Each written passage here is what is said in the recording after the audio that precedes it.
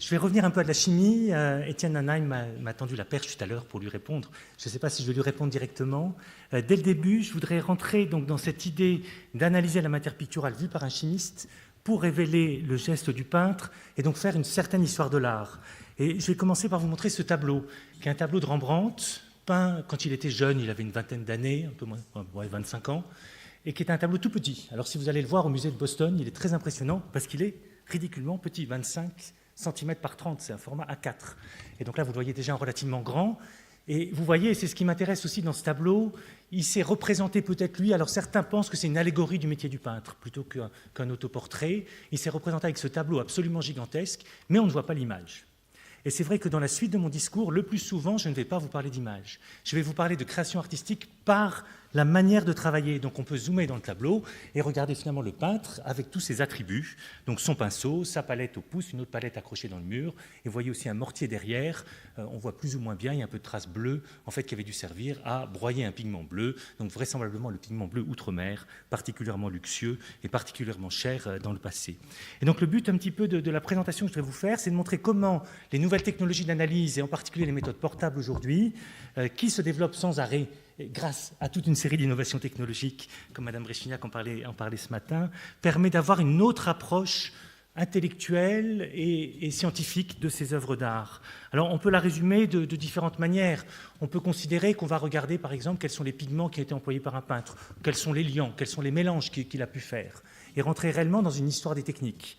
Alors dans le domaine notamment de l'expertise des œuvres d'art, ça devient un élément important puisque l'identification de certains pigments révèle régulièrement l'existence de certains faux. On peut regarder, c'est abordé aussi dans la journée, certaines impuretés, éventuellement des compositions isotopiques qui permettent de retrouver les sources de matières premières et donc de là de voir le commerce des pigments. Et donc on va rentrer tout de suite par ces deux biais finalement dans ces définitions de chaînes opératoires, d'organisation d'ateliers à l'intérieur d'une société avec des circuits commerciaux et donc rentrer dans une approche qui sera réellement une approche d'archéologie. Et moi j'aime bien dire que nos instruments d'analyse non invasive ou invasive quand on fait un petit prélèvement permettent de faire une archéologie du tableau qui révèle complètement l'atelier du peintre dans un système social, économique qui l'environne et qui peut montrer donc les évolutions également de la société autour de lui.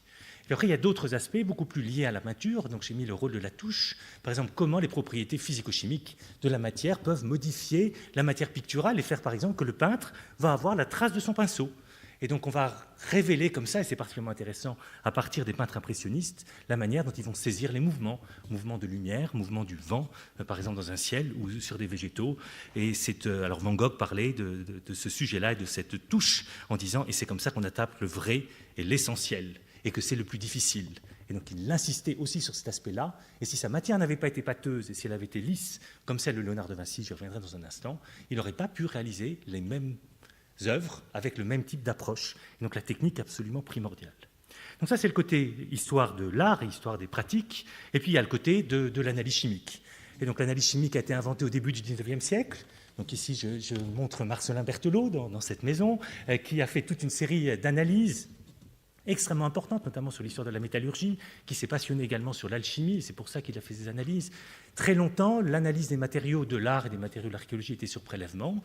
Puis, depuis une petite cinquantaine d'années, ont été développés, notamment dans les musées, notamment au sein du laboratoire ou du centre de recherche et de restauration du musée de France, l'analyse non invasive. Là, vous avez une image de l'accélérateur Aglaé.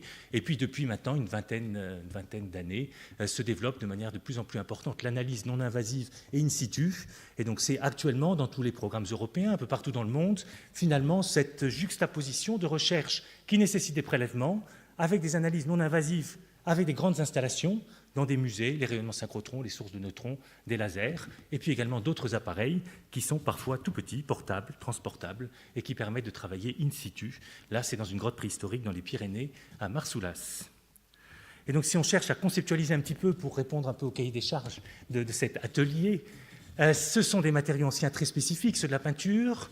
On va pouvoir donc regarder en tant que physico-chimiste des problèmes de concentration de différents types d'ingrédients, concentration d'ingrédients en grande quantité à l'état de trace ou d'ultra-trace. Ça change tout dans le mode de réflexion, c'est les recettes ou l'origine des matières premières. On a des problèmes de résolution. Regardez le tableau de Rembrandt, même s'il est petit, on peut le regarder dans sa globalité, mais on peut le regarder à l'échelle du micromètre ou du nanomètre pour aller voir des défauts dans les cristaux qui montrent les techniques de broyage, et c'est tout aussi important pour comprendre la meule qui est présente derrière.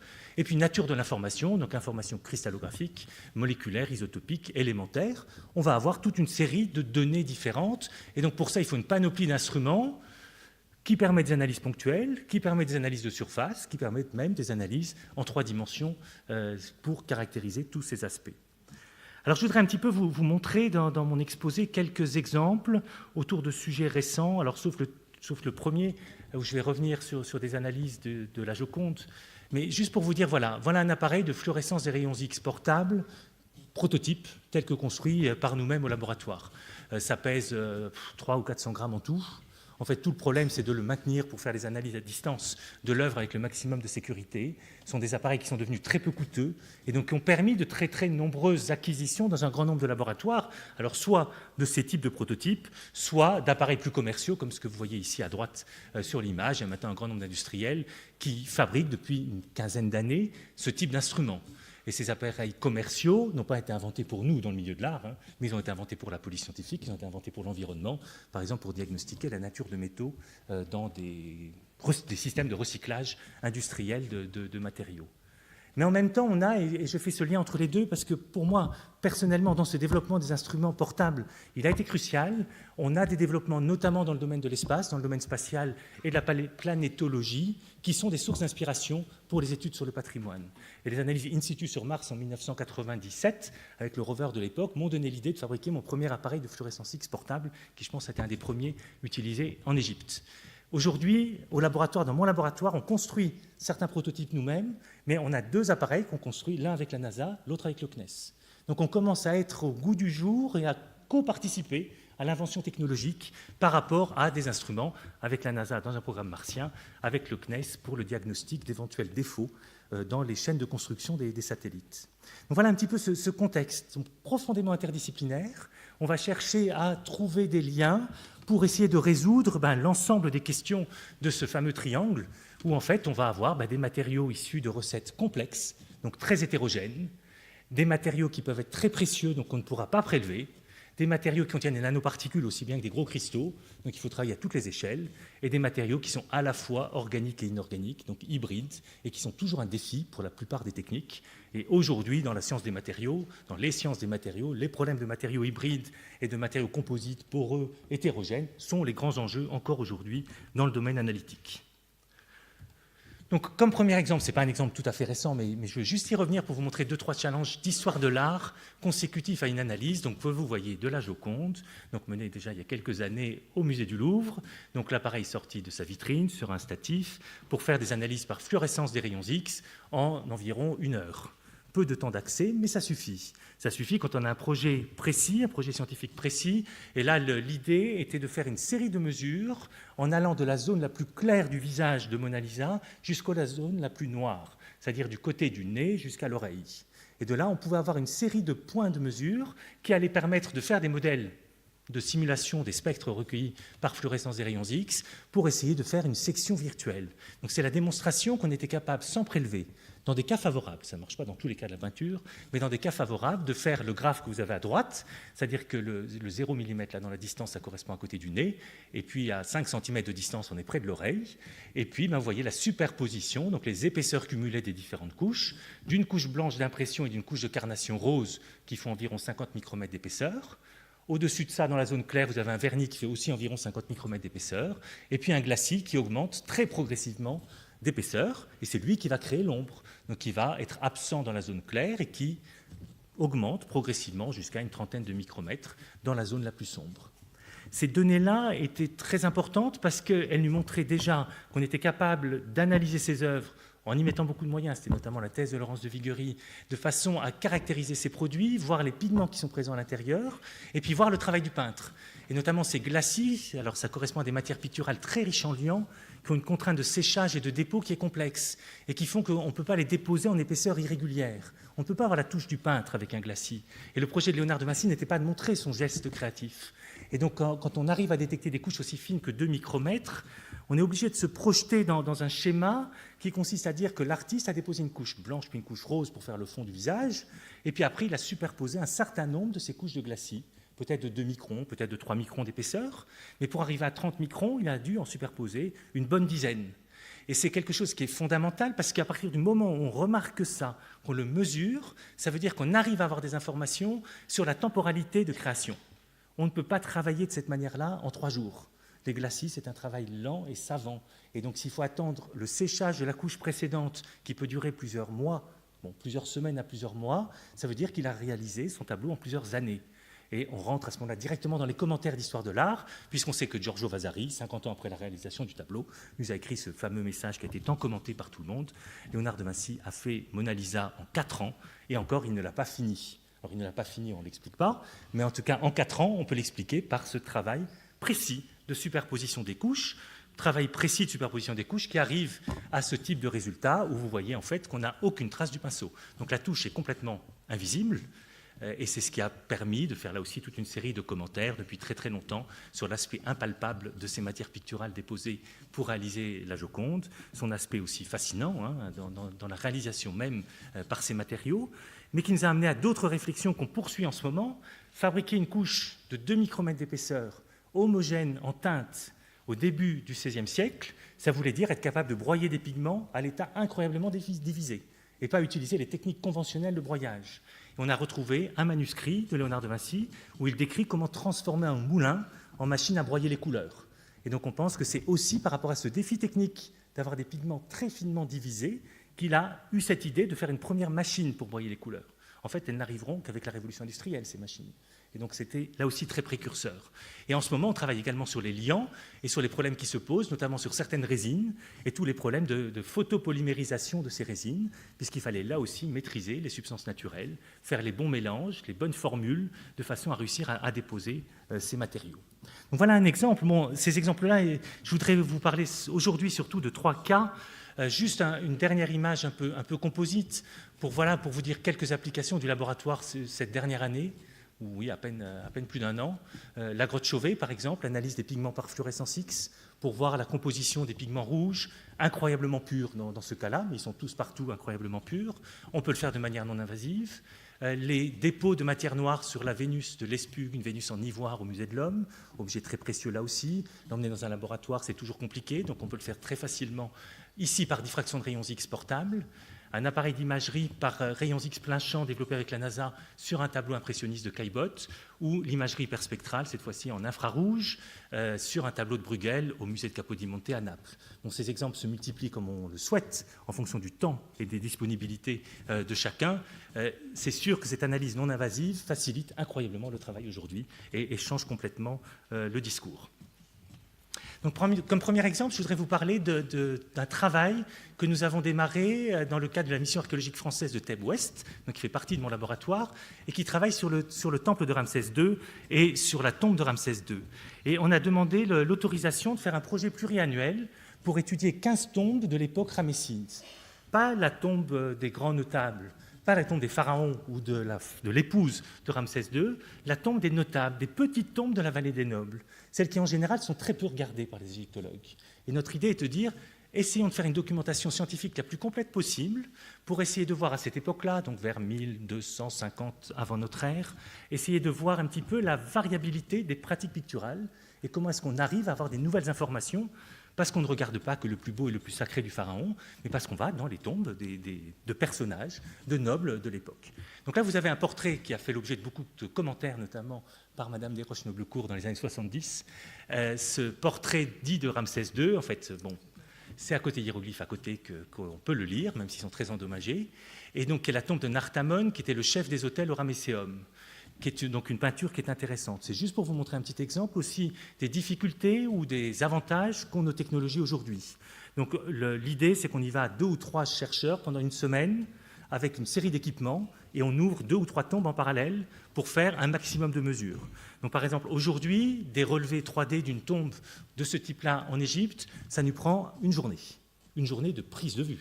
Après, à l'université, il faudra utiliser le supercalculateur de l'université Pierre et Marie Curie pour traiter les images. Et on arrive à des modèles de reconstruction finalement de ces images en 3D qui ont une résolution spatiale de 1 un demi à un quart de millimètre.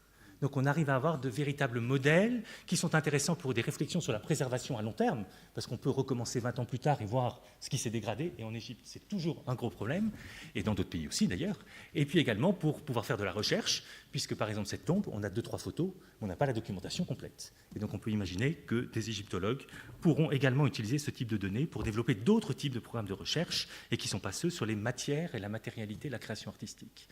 Mais on peut aussi faire d'autres types de traitements, notamment d'analyse hyperspectrale dans le visible ou dans l'infrarouge, et qui va nous permettre, et on travaille là-dessus en ce moment, de réussir à trouver des systèmes automatisés de recherche des pigments et de description des couleurs et des mélanges de pigments pour produire ces couleurs dans ces tombes de manière globale.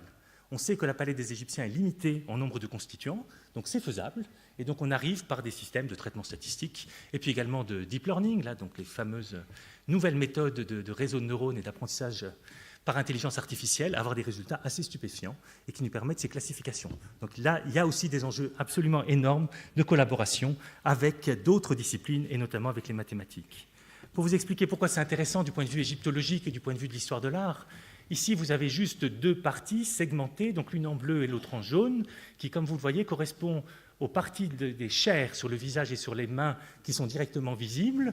Donc ça, c'est en jaune. Et puis en bleu, ça correspond aux parties qui sont sous-jacentes aux transparences du vêtement. Donc derrière les plis du vêtement, vous avez une autre teinte. Et donc en regardant ces spectres, en faisant d'autres analyses aussi par fluorescence des rayons X, on se rend compte que l'artiste n'a pas fait le même mélange de pigments. Et donc il a conçu que la couleur qui devait être vue en transparence derrière le tissu ne devait pas être de la même teinte. Et vous verrez, je vous reparlerai de ce type de réflexion artistique avec Nicolas Poussin un petit peu plus tard. Ce sont de véritables réflexions très importantes et qui montrent que ce n'est pas juste un coloriage, comme parfois certains ont eu l'occasion de le dire en Égypte ancienne.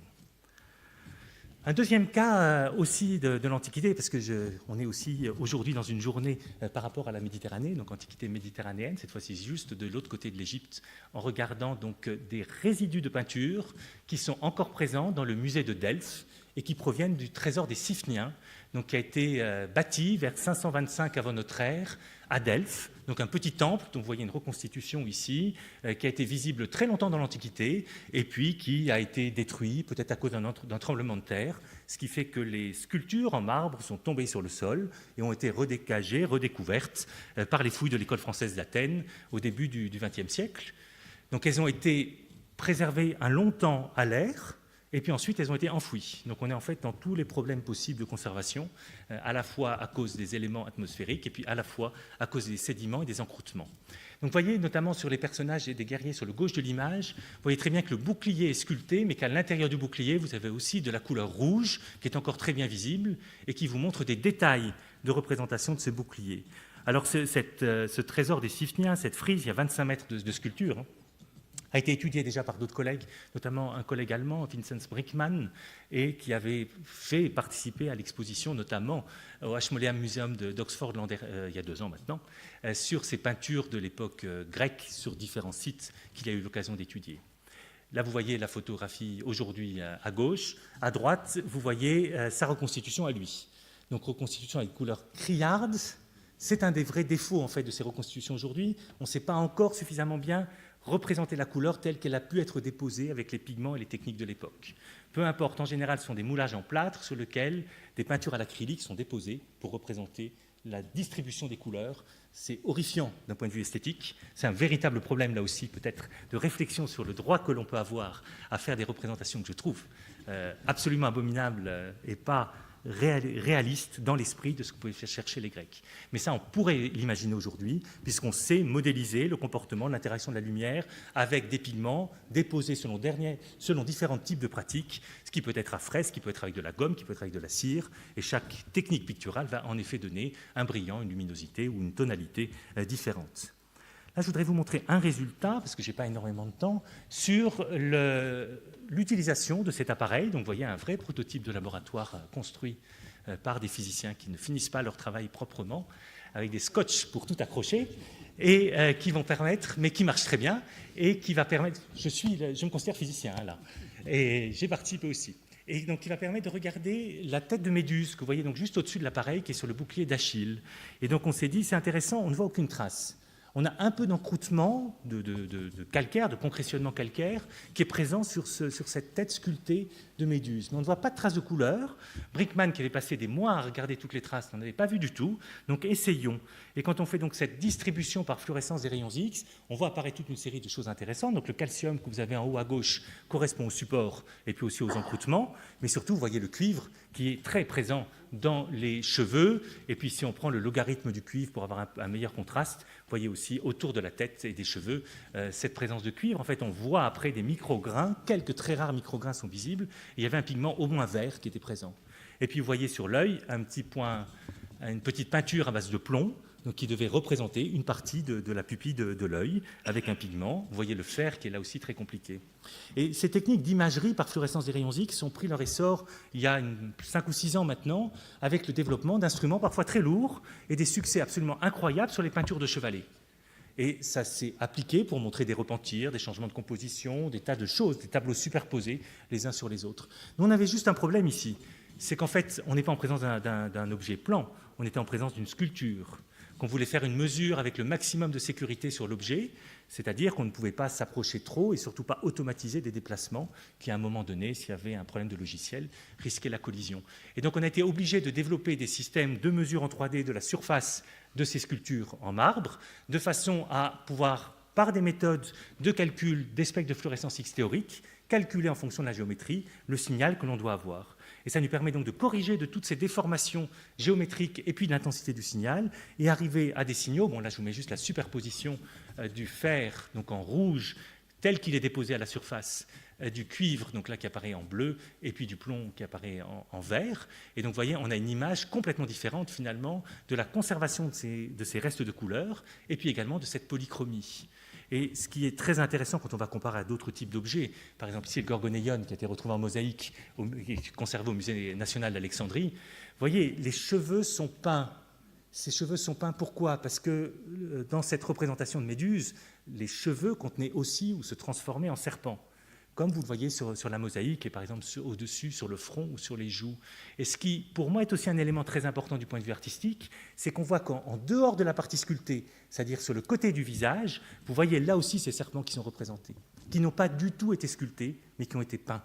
Et là, on touche un problème très intéressant de la coexistence du travail du sculpteur et du peintre dans le même atelier au même moment, et que les deux vont travailler forcément en même temps, puisque le sculpteur va pouvoir dire au peintre « je ne vais pas sculpter les serpents qu'il faut mettre là, parce que tu vas les mettre en peinture et ça suffira, ou ça sera plus beau, je ne sais pas ». C'est un choix et une véritable discussion.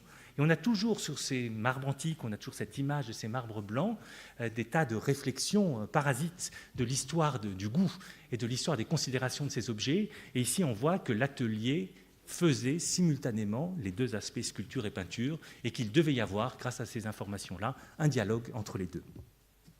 Donc dans les 5 minutes qui me restent, je voudrais revenir. Alors, la première fois que je parle devant la sculpture de Nicolas Poussin, et c'est vrai que c'est particulier, donc j'espère que je ne dirai pas trop de bêtises et qu'il se reconnaîtra un petit peu dans ce que je cherche à décoder de son travail ancien.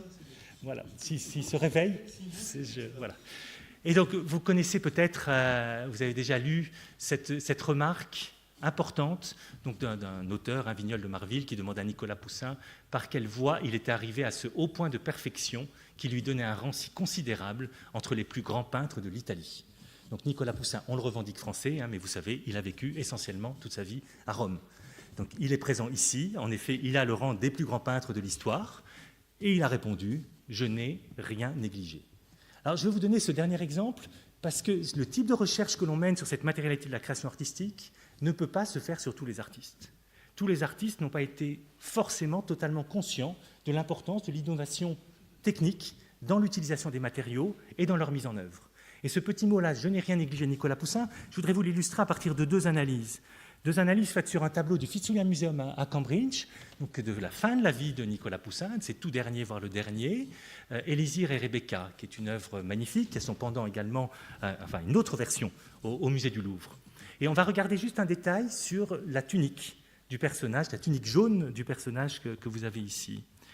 Et donc, là aussi j'ai eu un problème de données, pardon. Alors, ici, donc, vous voyez les teintes jaunes et marron qui sont présentes sur cette tunique. Donc ça correspond à la photo qui manque en haut, là, avec les points A, B, C, D, peu importe. Vous voyez ici l'image infrarouge juste en dessous de la même zone. Qu'est-ce qui m'a intéressé ici? Qu'est-ce qui nous a intéressé? C'était d'essayer de regarder les pigments que Nicolas Poussin a utilisés pour faire le jaune clair et le jaune sombre sur cette même tunique. Est-ce qu'il est dans une approche type Léonard de Vinci d'ajouter un pigment noir à la surface? Est-ce qu'il est dans une approche naïve que les peintres ont déjà évacuée depuis très longtemps de mélanger un pigment noir à la couleur? En fait, pas du tout. Dans un cas, il va utiliser un pigment qui est le jaune de plomb et d'antimoine pour faire les couleurs vives, et dans l'autre cas, il va utiliser un jaune sombre à base d'une terre d'ombre, donc d'une argile teintée par différents oxydes de fer et de manganèse. Et donc, il va concevoir par des lavis sur des dessins, par des couches préparatoires sous-jacentes, concevoir les ombres et les lumières, et sur sa palette, il va préparer les deux couleurs pour directement déposer la vraie couleur. Et c'est ce qui va donner une harmonie particulière, et c'est ce qui va donner également toute une série d'évolutions artistiques majeures que l'on voit au XVIIe siècle, puisque ces inventions, ce n'est pas que Nicolas Poussin, mais c'est aussi toutes les considérations qui peuvent exister sur l'optique, sur la perception à cette époque-là. Et il faut toujours imaginer, enfin moi j'adore imaginer cette idée de Nicolas Poussin à Rome, dans les cercles intellectuels romains, discutant avec les grands opticiens et discutant des toutes dernières avancées techniques et de connaissances qu'il pouvait y avoir à cette époque-là. Donc ça c'est un des éléments qu'on voit par fluorescence des rayons X assez facilement. Le deuxième, c'est une mesure assez récente que nous avons faite alors sur un prélèvement, parce que je ne voudrais quand même pas finir sans parler de prélèvement. On peut faire beaucoup de choses en analyse non invasive, mais il faut quand même de temps en temps résoudre des problèmes aussi en prélevant, parce qu'on ne peut pas tout faire par analyse non invasive. Alors, vous voyez la localisation du prélèvement, c'est dans le ciel sur le coin du tableau, puisque bien entendu, ce n'est pas en plein milieu du tableau que l'on va faire un prélèvement en général, sauf quand il y a des restaurations, mais là on n'était pas en période de restauration. Et donc ce prélèvement, en fait, vous le voyez ici, on l'imprègne dans la résine, on en fait une section qu'on va polir, et vous voyez la superposition des différentes couches. Donc déjà, vous voyez un petit schéma à côté, bon, il y a la toile qui est tout à fait en bas, une couche de préparation brune que vous voyez, puis après il y a une couche colorée marron, puis une autre couche colorée un peu beige, et puis après il y a un ciel bleu qu'on ne voit pas très bien bleu sur la coupe, parce qu'il y a très peu de pigments bleus, mais ça suffit pour donner la couleur, et puis le vernis au-dessus. Tout ça dans environ 200 micromètres d'épaisseur. Beaucoup plus important que l'épaisseur de Léonard de Vinci, hein. Il ne peint pas du tout de la même manière. Mon schéma est très régulier, très mathématique. En fait, vous voyez, les couches se mélangent les unes dans les autres. Et ça, c'est aussi le signe qu'il peignait avec les couches encore malléables, non sèches, et donc il allait pouvoir ainsi avoir des effets esthétiques particuliers en appuyant plus ou moins également avec son pinceau. Et donc on a essayé avec Alain Brunel, qui est actuellement à l'Institut de chimie des sciences naturelles, d'utiliser sur ce cas-là une instrumentation qui s'appelle le TOF-SIMS avec des clusters d'ions, donc c'est de la spectrométrie de masse particulière. Peu importe, ce qui est très important, c'est qu'aujourd'hui, on est capable d'avoir une résolution spatiale de 400 nanomètres et d'avoir des informations à la fois sur les éléments chimiques, les métaux qui nous donnent la nature des pigments, mais également sur les liants.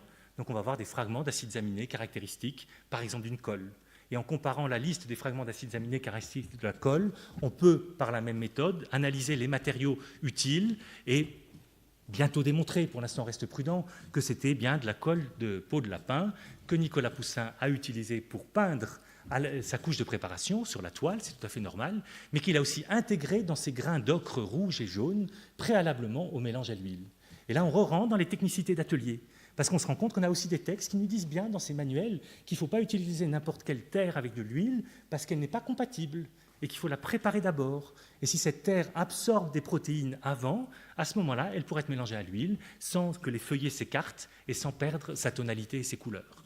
On arrive à déterminer aussi les natures d'huile et même à démontrer qu'il n'a pas utilisé la même huile pour faire le ciel bleu clair et pour faire les couches plus sombres. Et là aussi, c'était connu, mais on le montre à l'échelle de 400 nanomètres aujourd'hui, parce qu'en fait, certaines huiles vont jaunir davantage, et si on va avoir un ciel bleu, il ne faut surtout pas une huile qui jaunit, et donc l'huile de lin est sur les couches les plus profondes.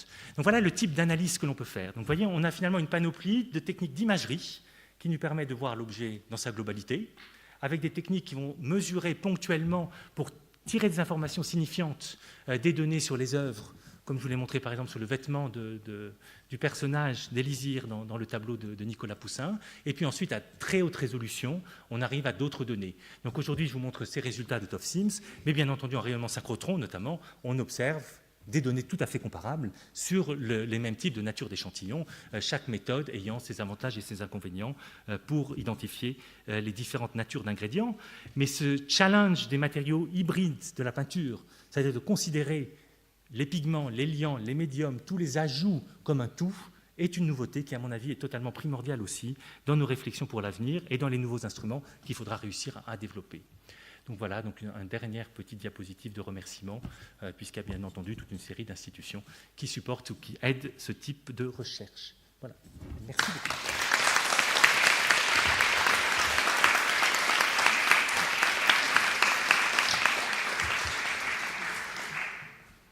Bien entendu, il y aura de nombreuses questions. Tu es trop clair. Et puis j'ai fait juste les 30 minutes. Oui, pardon. Moi, c'est plus une remarque plus qu'une question. Je suis Stéphane Lemoyne, je suis au laboratoire de planétologie de Nantes et je travaille sur les rovers martiens. Donc j'ai beaucoup aimé votre introduction et dans votre présentation. Vous avez montré qu'il peut y avoir un enrichissement mutuel entre ce qui se fait sur les planètes et puis l'archéologie ou l'histoire de l'art. En fait, j'ai été frappé par les spectres que vous avez montrés dans la tombe égyptienne sur le drapé en fait, des personnages. C'est exactement en fait, les spectres que Curiosity mesure en ce moment sur Mars, juste devant le rover. Donc c'est tout ce que je voulais mentionner. Et, en fait, j'ai beaucoup de questions à vous poser, mais je pense que la pause café sera idéale pour ça. Donc si vous voulez aussi, nous, par rapport à ça, on regarde à quantifier les pigments, la cristallinité de ces hématites, la nature des goethites, enfin, cristallinité là aussi des goethites et des mélanges, et notre littérature est là aussi sur les méthodes développées pour l'exploration, notamment de Mars. Et tous ces traitements, puisque les premiers satellites qui ont cartographié géologiquement Mars utilisaient ce type de technique. Donc il y a un va-et-vient permanent, et moi j'insiste beaucoup, parce que je crois que c'est un vrai enrichissement pour les deux communautés, qui ont aussi toutes les deux l'avantage d'être très attrayantes par rapport aux applications sociétales, et que la société regarde ce type d'application. Donc on a aussi, à mon avis, intérêt à travailler davantage ensemble. Oui, Philippe, c'était absolument remarquable, votre exposé. Et je voulais savoir, est-ce que vous pouvez refaire de l'histoire, parce qu'en fait, c'est des connaissances empiriques qu'avaient ces peintres. Et ils apprenaient au fur et à mesure, et ils ne connaissaient pas. Oui, enfin, beaucoup plus que moi. Est-ce qu'on a une idée à partir de quand et comment se sont élaborées ces techniques de peinture? Oui, alors si on prend la littérature conventionnelle de l'histoire de l'art, les Grecs ont tout inventé. Et tout a été décrit, et voilà. Bon, c'est plus compliqué que ça, bien entendu, et c'est très progressif. C'est pour ça que je suis intéressé par ces exemples égyptiens, où on voit toute une série d'aspects qui sont présents dans la littérature grecque, mais que les Égyptiens n'ont pas écrit et affirmé dans les mêmes propos. Voilà. Nicolas Brinois rajoutera peut-être après des choses. La difficulté, c'est la transmission des savoirs, donc transmission des savoirs dans les ateliers. Donc le jeune peintre va commencer à apprendre auprès d'autres qui vont lui transmettre. Transmission des savoirs dans des manuels ou dans des encyclopédies, si on est dans l'Antiquité romaine. Pline l'Ancien va nous faire un livre sur les pigments, où il va nous décrire toutes les propriétés de ces pigments, d'où ils viennent, comment les utiliser, comment les broyer, s'ils sont toxiques. Donc on commence à avoir, dès le 1er siècle de notre ère, déjà ces enseignements. Et à la fin de l'époque médiévale, on a des manuels qui existent. Donc on va avoir coexistence de cet apprentissage artisanal, compagnonnage, on dirait aujourd'hui, avec un apprentissage intellectuel qui pourra être acquis aussi et complété dans les livres. Et quand on passe au XVIIe siècle avec Nicolas Poussin, on a d'autres types de remarques et d'autres types de réflexions avec des véritables enseignements. Et il y a des textes absolument magnifiques qui étaient les entretiens de l'Académie, où l'Académie des Beaux-Arts allait au Louvre, entre artistes, discuter des tableaux, et où là on se rend compte de la finesse de leur réflexion et de leur volonté intellectuelle de comprendre pourquoi ce tableau est beau, comment l'artiste s'individualise par rapport aux autres. Et donc ça veut dire qu'on est dans une réflexion totalement intellectuelle chez certains d'entre eux. D'autres vont nier ça, mais tous ceux qui nient ça, moi, ce n'est pas ceux qui m'intéressent moi pour les recherches que l'on peut faire. Parce qu'on ne peut rien faire s'ils ont nié ce type d'aspect. Monsieur Huquier. Toute analyse se heurte toujours à des problèmes de limite de détection, qu'elles soient spatiales, quantitatives ou autres. Et je voulais savoir si ces limites ont une conséquence sur l'interprétation que tu as des analyses que tu fais. Oui, et même sur les sujets de recherche. Donc pour étudier les peintures impressionnistes, où l'artiste va travailler peinture encore molle, sur peinture molle, mélanger ses pigments avec chaque petite touche de pinceau qui jouera un rôle pour créer l'effet de perception que l'on souhaite, il faut de la haute résolution. C'est pour ça qu'on a commencé à construire des appareils qui ont une résolution portable, qui ont une résolution spatiale de 50 micromètres. Parce que là, on arrive à une résolution qui est de la taille d'un poil de pinceau ou de plus fin qu'un pinceau, et on commence à voir les choses. Si on prend une mesure millimétrique, c'est trop homogène, on n'arrive pas à distinguer proprement les contributions de chaque pigment, et de là l'astuce ou la volonté créatrice de l'artiste. Et si on améliore encore ces limites, est-ce qu'on ne va pas arriver à de nouvelles conclusions? Si, mais après, le problème des big data, on y revient. Déjà là, quand on a 50 microns, on n'en peut plus, parce qu'on a analysé une petite zone, et puis on en fait une, on en fait deux, on en fait 10, on en fait 20. En fait, c'est comme au synchrotron, et il faut faire des choix. Et pour l'instant, pour les instruments mobiles, là je parle des instruments mobiles, puisque pour moi, après, le challenge, quand on va à haute résolution, c'est de bien choisir son échantillon. Et pour la peinture, mais comme pour tous les secteurs. Et donc, c'est l'étape d'après, une fois qu'on a dégrossi le problème. Voilà. Pour moi, il y a vraiment une continuité dans les approches. Donc, je fais moins de synchrotron, mais j'en ai fait énormément, je suis toujours aussi convaincu. Là, je parle du TOF-SIM parce que j'en fais plus en ce moment. Voilà, c'est tout. Mais j'aurais pu prendre des exemples de synchrotron d'autres collègues. Et Loïc, ce matin, a parlé de Laetitia Monico par rapport aux pigments de Van Gogh et au changement de couleur des pigments de Van Gogh. Le synchrotron était adapté, c'est des couches de quelques micromètres ou inférieures qu'il faut considérer. Oui, merci de me laisser la parole. J'interviens en tant que musicologue, donc pas du tout a priori intéressée par la matérialité, et pourtant. Et justement, ce qui me fascine, après j'arrive à ma question, depuis ce matin, en fait, c'est à quel point toutes ces études sur la matérialité, et la matérialité vraiment très profonde, arrivent finalement à des interrogations sur l'immatérialité, puisque jusqu'à présent, enfin, tout le monde est là en train de se poser la question, mais comment on faisait? Et donc sur des traces de gestes, de savoir-faire, qui parfois ont disparu, parfois peut-être continuent d'exister, comme vous l'avez montré pour les argiles. Et donc je trouve ça assez fascinant à quel point on peut s'enfoncer dans la matérialité pour en fait parler de l'immatérialité et surtout des pratiques humaines. Et ma question, par rapport à vous, mais en fait elle rejaillit un peu sur tout le monde, c'est comment vous pouvez éventuellement travailler avec des personnes qui ont encore un savoir-faire actuellement. Et alors, pour la peinture, moi, je pensais carrément à des faussaires, peut-être qui ont pu développer un savoir-faire extraordinaire, enfin, qui seront certainement très intéressés de connaître, mais peut-être simplement des restaurateurs, hein, là, qui seraient voilà, ça de manière mieux. Vous apportez la réponse. Les restaurateurs sont des clés dans ces réflexions. Et on travaille beaucoup avec les restaurateurs. Parce qu'ils ont une habitude de regard et de manipulation des matériaux par rapport à ces matériaux anciens qui est très importante. Et donc on travaille beaucoup avec eux, y compris dans des reconstitutions, puisqu'on a besoin de modèles pour faire des reconstitutions. Alors les faussaires, pourquoi pas, mais les faussaires n'ont pas forcément envie de travailler avec nous, puisque nous, on cherche plutôt à débusquer les faussaires, et que toutes ces techniques ont levé la plupart des grands cas de faux ces dernières années, et que ça devient un enjeu vraiment important pour le marché de l'art, qui me fait dire généralement que tout bon faussaire aujourd'hui doit avoir son laboratoire de chimie et son chimiste pour vérifier ce qu'il fait. Voilà. Donc c'est l'inverse. Mais c'est vrai que c'est très important de travailler avec les restaurateurs pour avoir ce regard sur les matériaux et sur leur manipulation. Voilà, c'est ça de bonne foi. Ça dépend après. Quand on travaille bien avec eux, ils écrivent après. Oui, d'abord, cher Philippe Walter, ce magnifique exposé me laisse un immense regret, c'est de ne pas avoir pu vous garder plus longtemps au Collège de France. Voilà. Merci. Donc ça, je tenais à vous le dire, c'est magnifique. À propos des pigments et du côté flashy qu'il y a dans ces pigments, alors vous étiez sur notre rive, mais si vous aviez traversé, vous auriez vu, quand nous avons sorti les blocs de toutes nos histoires qui étaient repris en maçonnerie dans une restitution postérieure. Alors, on a bien documenté tout ça. C'était d'une violence extraordinaire. C'est-à-dire que les pigments étaient, j'allais dire, à plein, à 100%. Il n'y avait pas du tout, on adoucissait absolument pas. Et c'était d'autant plus intéressant qu'il s'agissait de textes. Ce sont des hiéroglyphes en colonnes. Donc c'est des hiéroglyphes qui font 10 cm à peu près. On avait un soin, une présentation absolument. Vous avez dû voir, parce que je les ai publiés de façon plus. Donc vous avez dû voir. Mais et à ce moment-là, s'est posée la question de la reconstitution telle qu'elle avait été proposée par des collègues d'ensemble plus vaste. Et effectivement, toutes les reproductions donnent. Pas au point de ce que vous avez montré, mais toutes donnent des restitutions très très violentes, très virulentes. Donc ça, c'est dû à la nature des pigments. Donc les Égyptiens choisissaient des pigments très brillants, et ça se comprend aussi dans les réflexions sur la pensée égyptienne et sur l'art égyptien. Et puis c'est dû aussi au liant. Et on a en Égypte aussi un deuxième problème, c'est qu'on traîne depuis très longtemps l'idée que la peinture égyptienne était faite avec de la gomme arabique. Et donc ça devait avoir des teintes aquarelles, pastel, ce qui est faux. Mais on traîne cette idée régulièrement, donc on a toujours cette image mentale. Alors les marbres grecs étaient blancs, et l'Égypte c'est pastel. Et il faut voir ces pastels du début du XIXe siècle, de ces magnifiques temples romantiques, et on traîne cette image. Et c'est très dur de le redémontrer.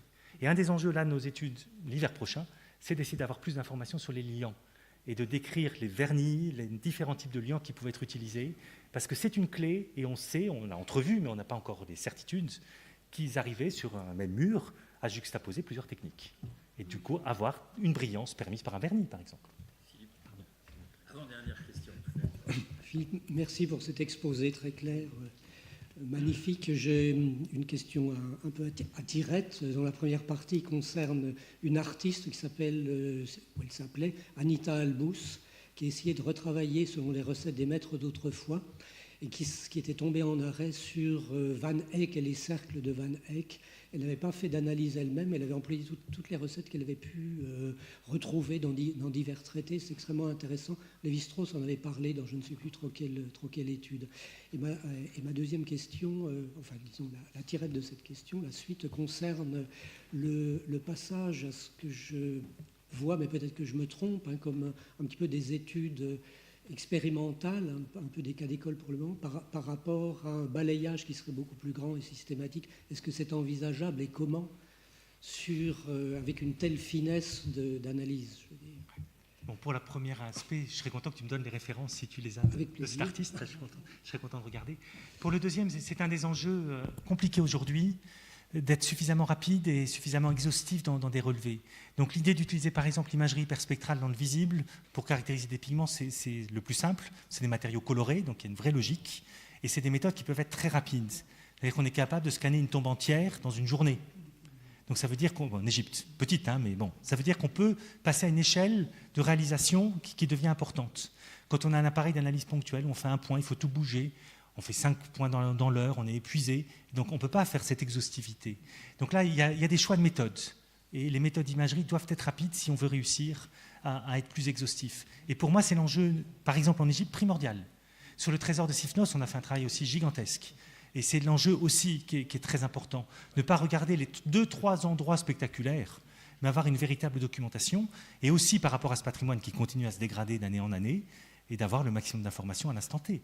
Parce que nous, quand on lit les découvertes de fouilles de Homol, quand il fait ses fouilles, il décrit toutes ces couleurs, justement, flashy et tout ça, à Delphes. Et puis là, on pleure parce qu'on a des petits grains qu'on voit au microscope, quoi. C'est vraiment le gros problème. Donc il y a aussi, pour la sauvegarde, finalement, de la connaissance et de la mémoire de ces bâtiments, une importance d'avoir des données exhaustives. Et on est en train d'essayer d'avoir quelques instruments qui font ça, et puis d'autres qui sont plus lourds, et puis voilà, et qui vont plus loin dans l'interprétation. Oui, tu as évoqué très brièvement au début de ton exposé l'emploi des pigments dans l'art pariétal paléolithique. Et je me posais la question de savoir s'il y avait une accumulation de savoir-faire, si on pouvait arriver à trouver une certaine continuité, en particulier, je pense, peut-être en Égypte, justement, où on a quand même de l'art qui est très ancien, un savoir qui s'élabore très longtemps en amont dans la période préhistorique. Alors dans la période préhistorique, en général, je réfléchis s'il y a il y a des cas différents. C'est déjà sur pierre directement. Donc on a vu des photos de Djadé tout à l'heure, des possibilités sur enduits muraux. On a à Chypre, avec les fouilles des Lebrun aussi, des enduits muraux. Alors par exemple, eux, ils ont montré des juxtapositions de couches, des restaurations multiples, jusqu'à 5, 6, 7, 8 niveaux. Donc ça veut dire que les préoccupations d'il y a 10 000 ans à Chypre ou en Syrie étaient déjà presque les mêmes que celles du peintre médiéval qui allait mettre en polychromie une statue de Vierge. Et quand la peinture allait commencer à s'altérer, elle allait en mettre une deuxième couche, une troisième couche. Donc déjà, ça, c'est une préoccupation possible. C'est nous, aujourd'hui, qui voulons revenir toujours à la première couche historique et retirer tout le reste. Mais ça, c'est notre culture d'aujourd'hui qui veut ça. Et après, dans les savoir-faire, c'est compliqué. Les pigments vont changer, la palette va changer. L'art préhistorique est essentiellement rouge, noir et blanc. Et puis, on voit arriver, avec l'âge du bronze, et puis avec les peintures polychromes, le vert et le bleu. Et ce vert et ce bleu arrivent que tardivement, même dans l'histoire, bien plus tard que, par exemple, les perles en pierre colorée qui vont apparaître au néolithique. Mais on n'a pas encore de manifestation colorée. Donc là aussi, il y a une projection d'un système où la couleur n'est pas faite pour représenter l'univers à un système où la couleur va prendre une véritable place dans cette représentation. Et c'est pour ça que là, tout change aussi, à mon avis. Alors, quand exactement au néolithique, je pense que c'est un vrai enjeu de regarder ça. Il ne faut pas être trop long non plus. Écoutez, merci. Merci. Il me reste 2 choses à vous dire.